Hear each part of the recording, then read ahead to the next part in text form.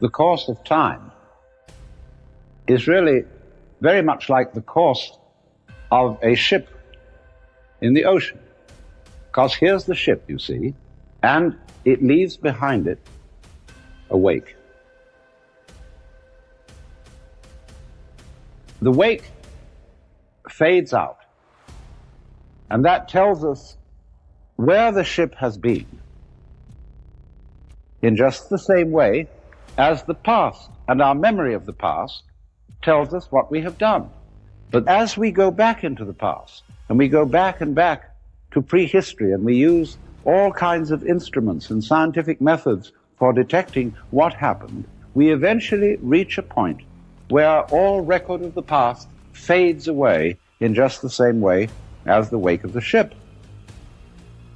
Now, the important thing to remember in this illustration is that the wake doesn't drive the ship any more than the tail wags the dog.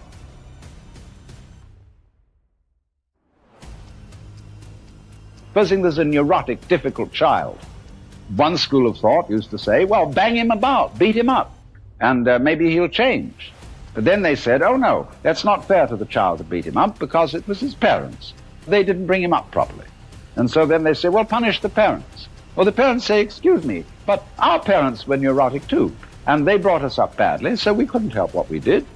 And so since the grandparents are dead, we can't get at them. And in any case, supposing we could, we would pass the whole blame back to Adam and Eve in the Garden of Eden. And they say they started all this mess.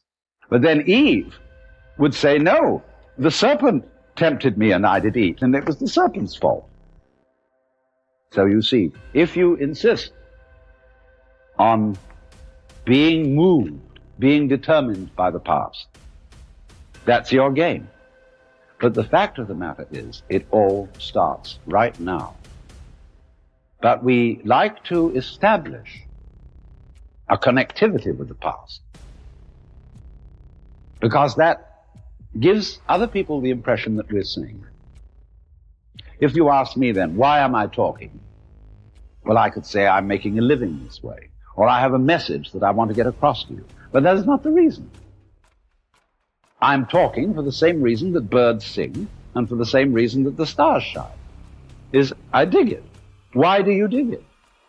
Well, I could go on answering all sorts of questions about human motivation and psychology, but they wouldn't explain a thing, because explaining things by the past is really a refusal to explain them at all. All you're doing is postponing the explanation. You're putting it back and back and back and back, and that explains nothing.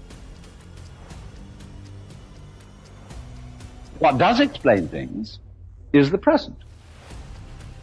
Why do you do it now? Now, this is a slight cheat, because that doesn't explain it either. Because what happens now, just as the sound comes out of silence, all this comes out of nowhere. All life suddenly emerges out of space, bang, right now. And to ask again, why does it happen, is an unprofitable question. Because the interesting thing is not why, but what. What happened? Not why does it happen. I can say, well, I am doing this now because I did that then. And so I am producing for you a continuous line of thought. But actually I'm doing it backwards. I'm doing it always from now and connecting up what I do now with what I did so that you can see a consistent story. If I define myself as the whole field of events, we'll say the organism-environment field, which is the real me, then all the things that happen to me may be called my doing. And that is the real sense of karma.